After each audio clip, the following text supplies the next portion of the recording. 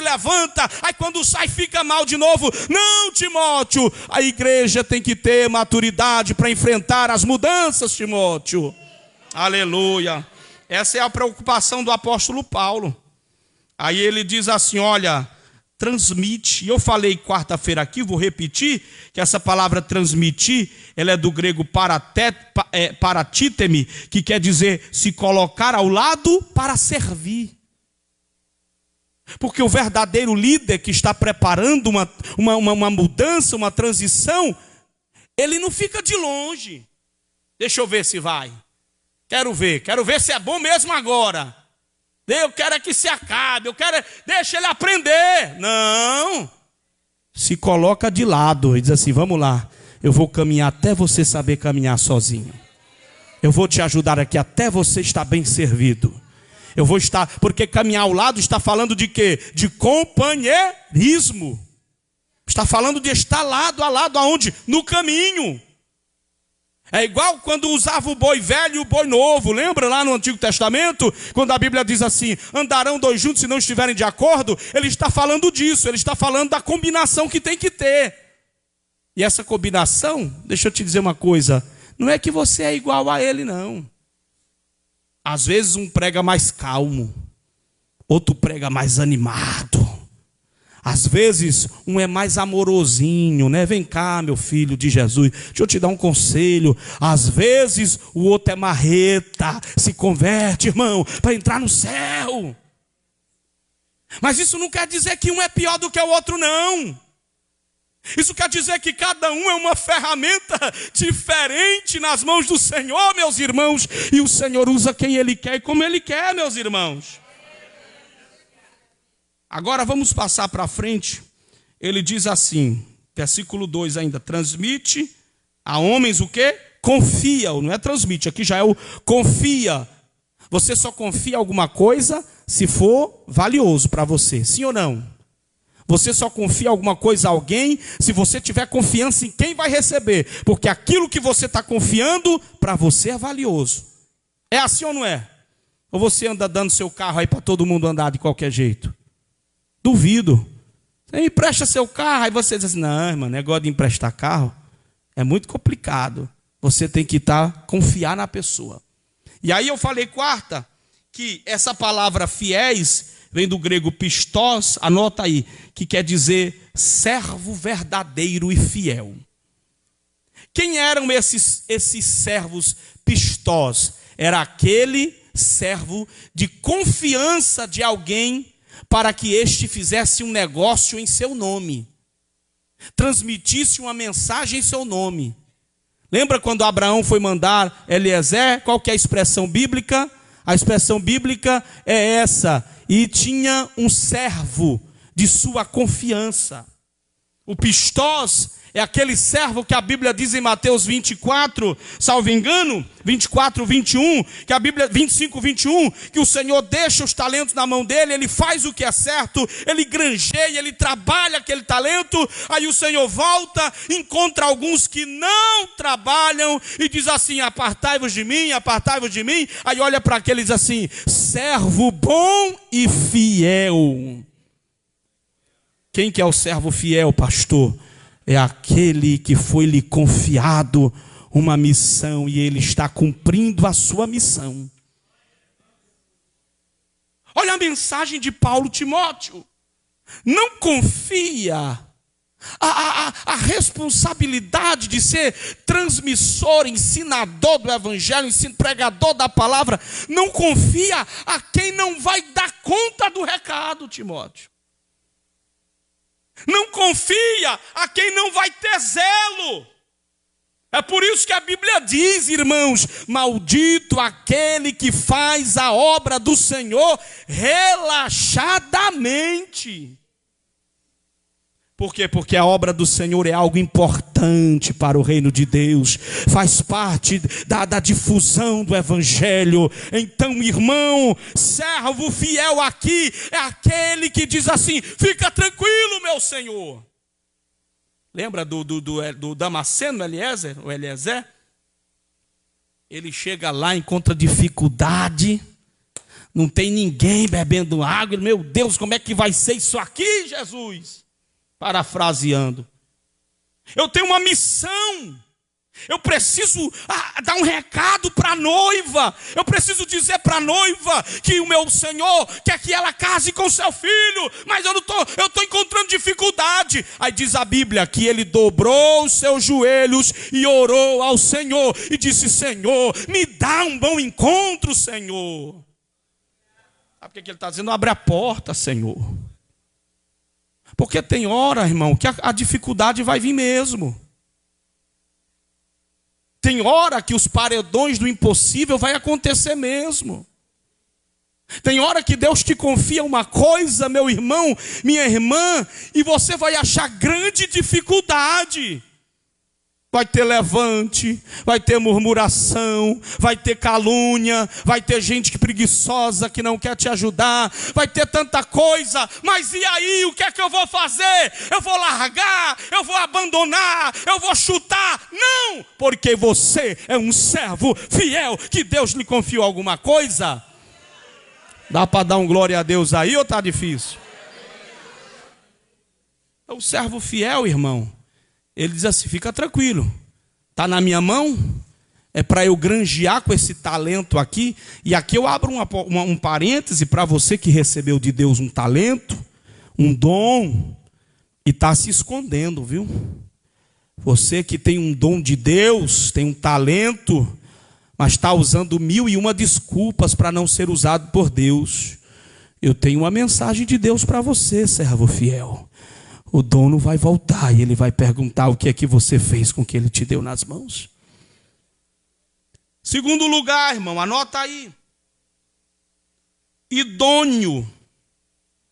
Idôneo é do grego rikanos, que quer dizer suficientemente capaz. Só que no entendimento do original dessa palavra, é alguém que é suficiente. Aí eu fui pegar o contexto, todo mundo abandonou ele, sim ou não? Todo mundo abandonou o apóstolo. Aí ele olha, ele tem um servo fiel. Ele tem um servo fiel. Aí ele olha para esse servo fiel e diz assim: é você mesmo. É você que Deus vai usar. E Deus não precisa de multidão para te usar. Se você estiver na brecha, você sozinho, Deus faz um rebuliço e começa todo um movimento e um avivamento por meio da vida de alguém. Com quantos começou a obra do Senhor? Com quantos? Quantos apóstolos eram? Quantos irmãos? Eram 12. Um traiu, o outro foi colocado, mas eram 12. Então tudo começou com 12. Mas antes do 12, começou com quantos? Com um, que era Jesus. Quando eu estou na brecha, sabe o que é que Paulo está dizendo, Timóteo? Às vezes você não vai achar a multidão, Timóteo, para te ajudar. Porque, irmão, nunca vi uma dificuldade nos tempos de hoje de pessoas para se disponibilizar para a obra do Senhor. Então ele diz assim: Timóteo, vai ter dia que você vai estar sofrendo sozinho. Talvez você vai encontrar um ou outro que queira realmente. Mas deixa eu te dizer uma coisa, Timóteo. Quando estão na presença de Deus e estão na brecha, Timóteo, não precisa de muito não para o Senhor fazer um grande rebuliço na cidade. Vai começar com 1, vai começar com 2, vai começar com 3, mas são tão fiéis ao Senhor e tão idôneos, maduros e convictos da sua chamada, que esses 3 serão suficientes para ganhar uma cidade inteira para Jesus. Pastor, que evangelho é esse? É o evangelho da Bíblia. Atos capítulo 8. Um homem só, por nome de Felipe, entrou numa cidade chamada Samaria, que o judeu entrava lá e ele chega a tremer as pernas, porque tinha uma confusão grande. Então ninguém queria ir para Samaria, mas o Senhor leva Felipe a Samaria. Ele entra na cidade, sozinho.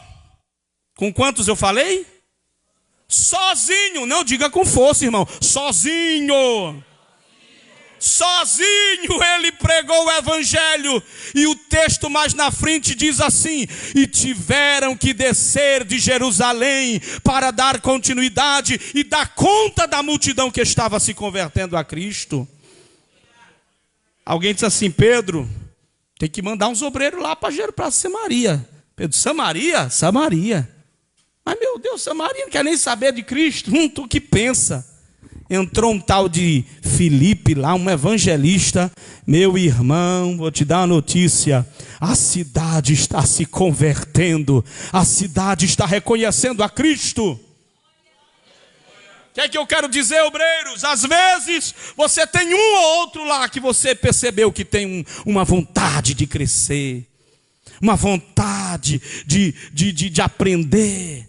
Aí você vai pegar esses, mesmo sendo poucos, e vai dizer: Senhor, são poucos, mas são suficientes para começar um grande avivamento aqui. Às vezes é só umas 2 irmãzinhas do círculo de oração, porque aqui não, mas por aí afora, o círculo de oração, irmão, não está valendo muita coisa não.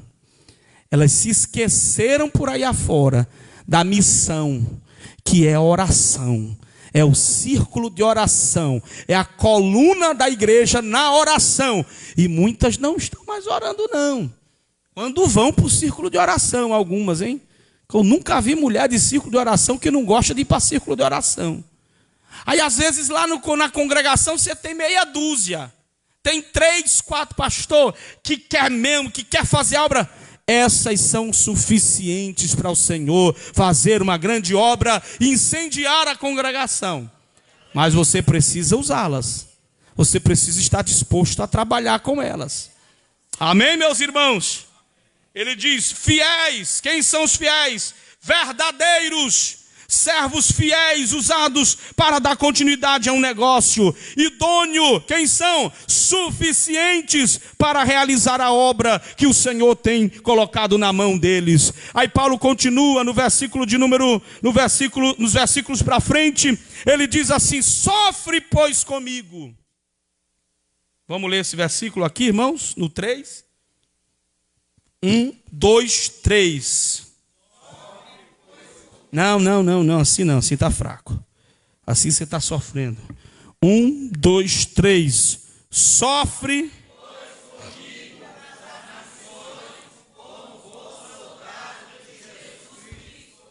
Ele diz assim: eu vou continuar a falar do perfil.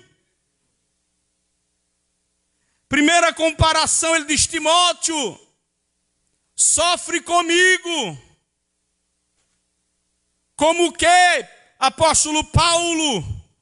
Como um patati patatá? Não, irmão Timóteo.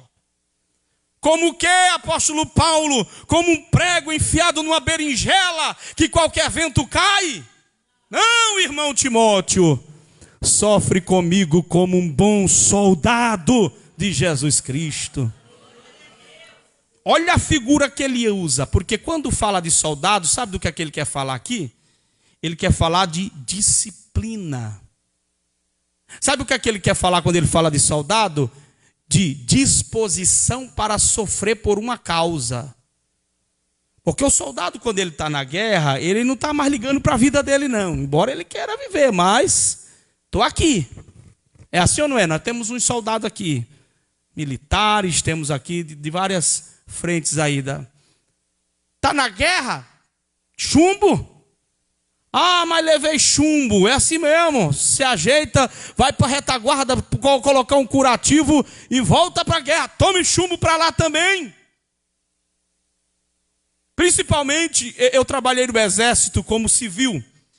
E as forças armadas raízes, irmãos, é um negócio sério. Hoje em dia está meio complicado, por aí afora estão aceitando de todo jeito. Mas o soldado raiz, eu conversava com o pastor Marcos, que também foi soldado esses dias, e eu dizia para ele, eu via os soldados serem levados para dentro dos matos, para passar 15 dias lá dentro do mato, sem ter o que comer, sem ter água potável. Às vezes o tenente, o sargento, pegava uma galinha, jogava no no meio do mato e dizia: senhora, agora vão atrás, aí a janta de vocês, aí a comida de vocês. Quando tinha. Amém? Então, quando ele fala de soldado, ele está falando primeiro, e ele cita isso no texto, que um verdadeiro soldado, ele não se envolve com coisas que não dizem respeito à sua missão, à sua obra, à sua convocação.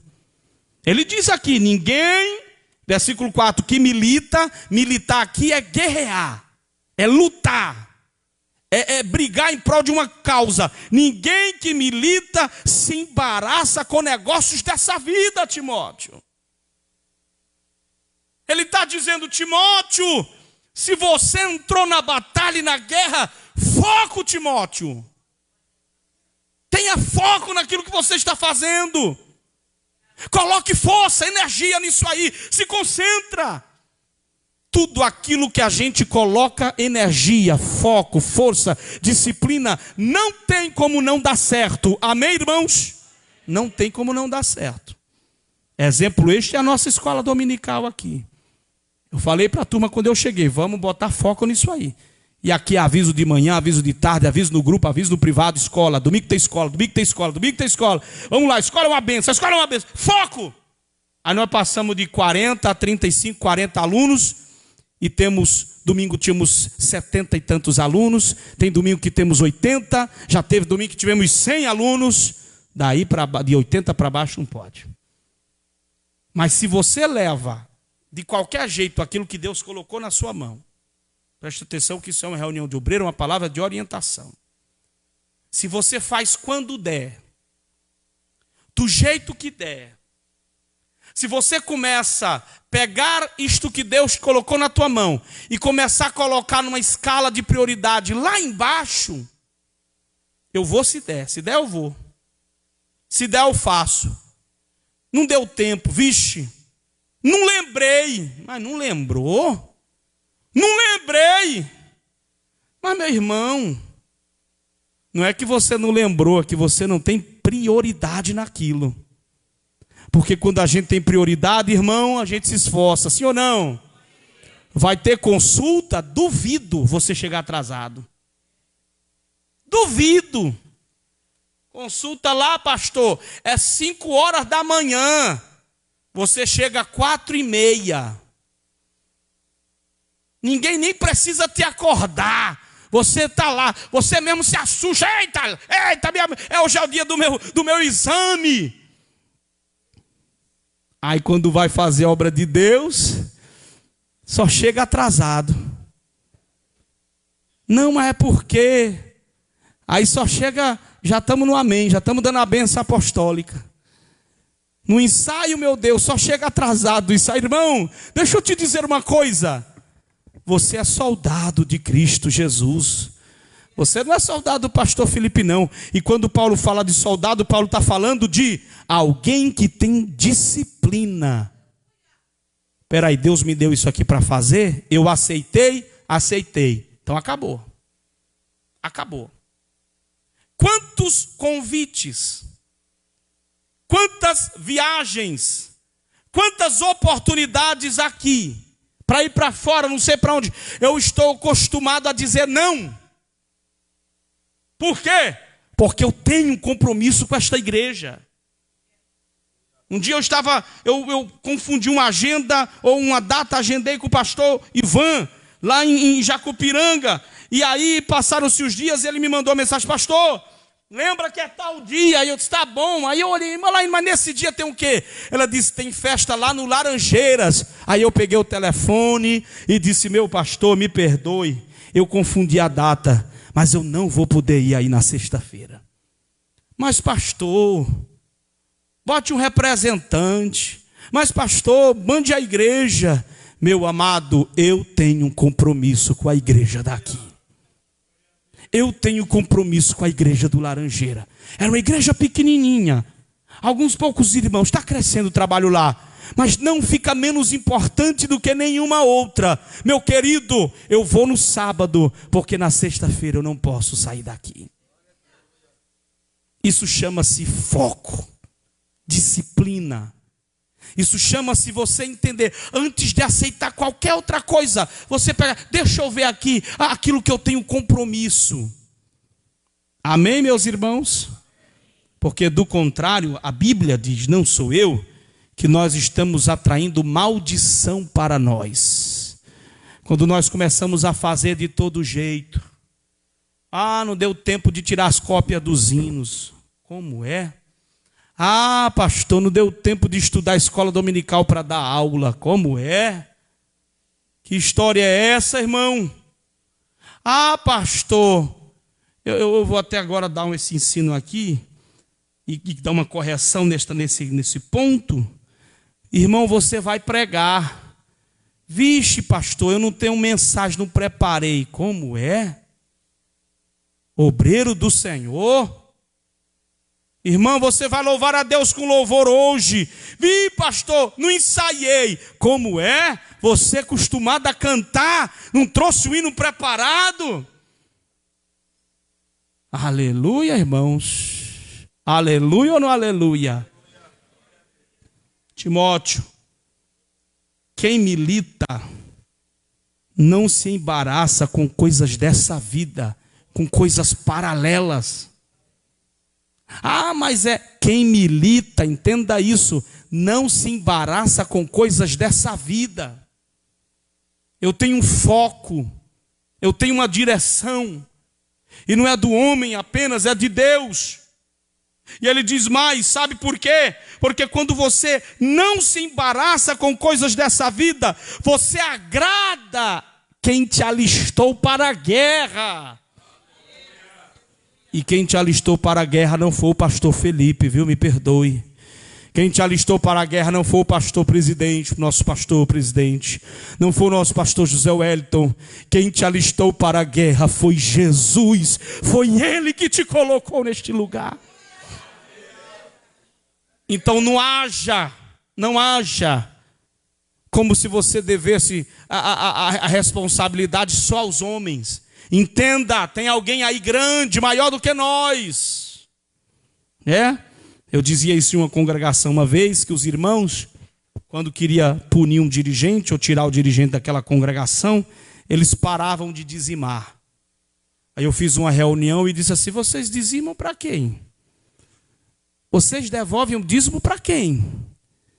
É para o homem ver?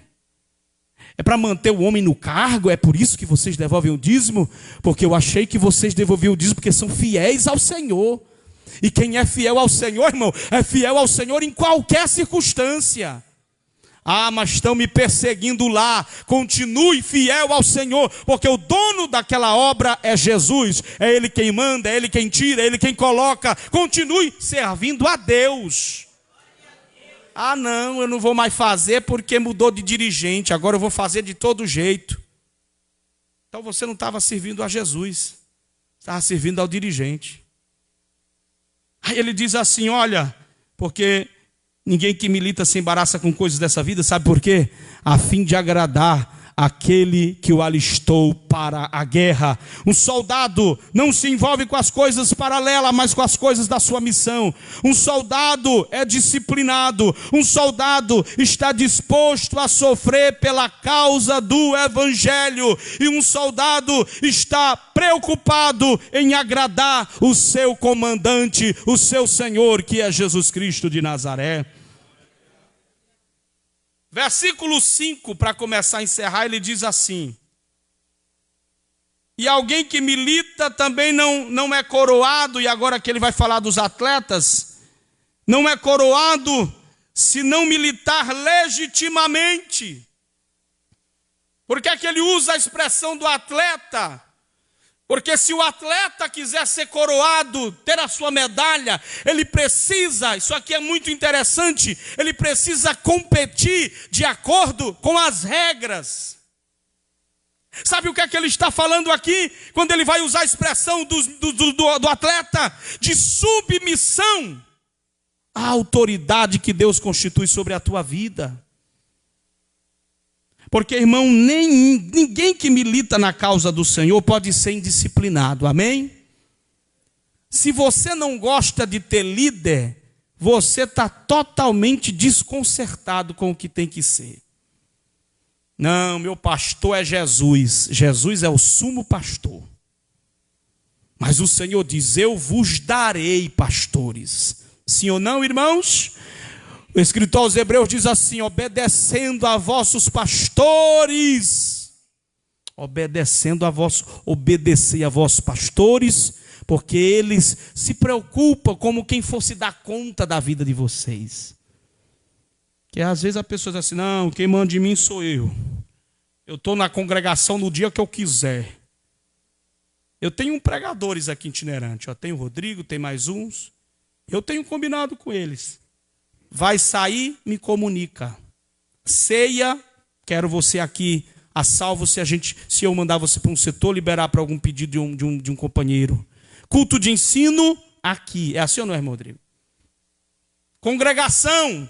Ô varão, você está bom aí, está tranquilo? Tô, pastor. Se arruma aí que eu estou passando aí para a gente ir para uma congregação. É assim. Esse negócio de, não, eu não devo satisfação para ninguém. Deu ruim para você. Deu ruim para você. Eu saio e não aviso a ninguém. Eu vou para onde eu quiser. Deu ruim para você. Talvez você nunca ouviu a expressão servos de orelha furada. Quem já ouviu essa expressão aqui? Servos de orelha furada. São os servos, não é o servo que usa brinco aí não, viu, vigia? Eram os servos nos tempos bíblicos que eram livres. Eles eram livres para ir para onde quisesse. E quando eles ganhavam a sua liberdade, eles tinham uma marca na orelha. Aquela marca era para dizer, você é livre. Aí ele podia ir para onde ele quisesse. Mas ele decidia servir na casa do seu Senhor, mesmo sendo livre. Você é livre, amém? Mas você decidiu servir ao Senhor e à causa do Senhor. Você é livre, irmão. Todo mundo aqui tem liberdade. Foi isso que Paulo disse. Paulo disse assim, tudo posso. É assim ou não é? Falou, tudo me é lícito. Eu faço o que eu quiser fazer. O apóstolo Paulo diz dessa maneira. Aleluia. Mas será que me convém fazer? Amém, irmãos? Será que nos convém fazer, meus queridos irmãos? Glória a Deus. E o Senhor, irmãos, tem nos abençoado. Terminando, a terceira figura que ele usa, meus queridos irmãos, é a figura do lavrador. A figura do lavrador, no versículo 6, ele diz assim, leia na sua Bíblia comigo, o lavrador que trabalha deve ser o primeiro a desfrutar dos frutos. Por que é que ele usa a figura do lavrador, meus irmãos? Porque aqui ele quer falar de trabalho. Aqui ele quer falar de homens esforçados, que plantam, que trabalham, que aram a terra, que sabem que para que tenha fruto, isso dependa do seu esforço. Aleluia, glória a Deus. Amém, meus queridos irmãos? Trabalhe, continue se esforçando. Continue se empenhando pela causa do Senhor, porque fazendo assim, meu querido irmão, você estará plantando no solo do reino de Deus, e você estará sendo coroado, você estará sendo galardoado pelo nosso Senhor e Salvador Jesus. Aleluia. E ele diz assim, é impossível um lavrador trabalhar e não desfrutar dos seus frutos. Fique de pé, queridos irmãos. Nosso pastor é chegado, glória a Deus por isso, e nós queremos com muita alegria passar trabalho para o nosso pastor. Para quem não conhece, este é o pastor desta igreja, pastor Reuel Padilha.